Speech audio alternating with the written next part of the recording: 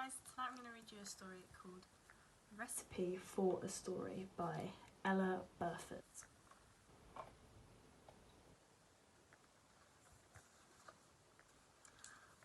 I am going to cook a book.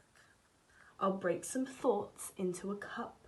I'll beat them, whisk them, mix them up. I'll weigh out the words just enough. Choosing the right ones can be tough. The small ones go into the pot. He, she, it, when and what. I'll drop some big words from a height. Elephant, crocodile, dynamite.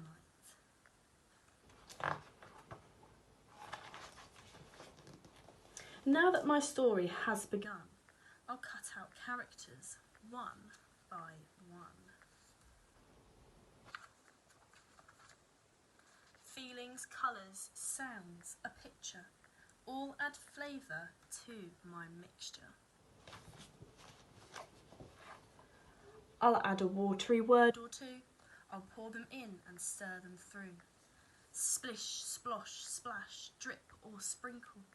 Glug and gurgle, squelch and tinkle. Now I'll put a lid on it. Wait a while, let it sit.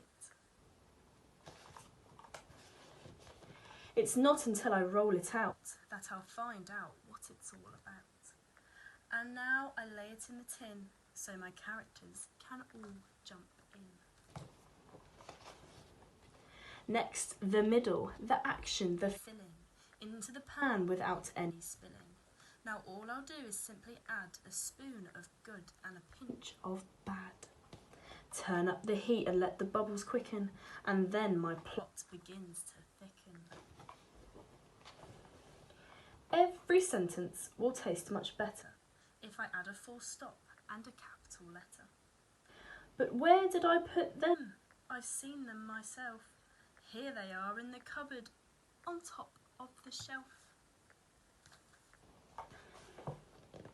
Lastly, the ending, I'll press it down.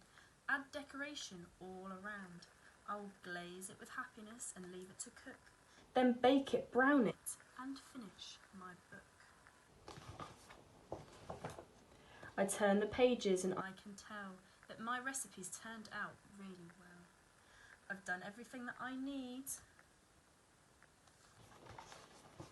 to make my story a delicious read. And that's the end. I wonder if you could make up a story of your own. Thanks for listening, and I hope you're keeping very safe. Bye.